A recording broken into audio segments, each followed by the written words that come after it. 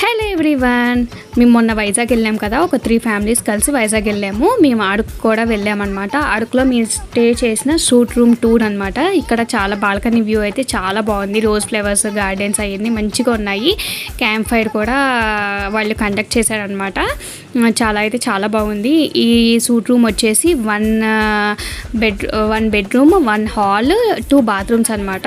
Suite room కాబట్టి view అయితే మంచిగా ఉంది. బయట నుంచి మనం చాలా కావాలంటే రీల్స్ కానీ వీడియోస్ కానీ చక్కగా షూట్ చేసుకోవచ్చు.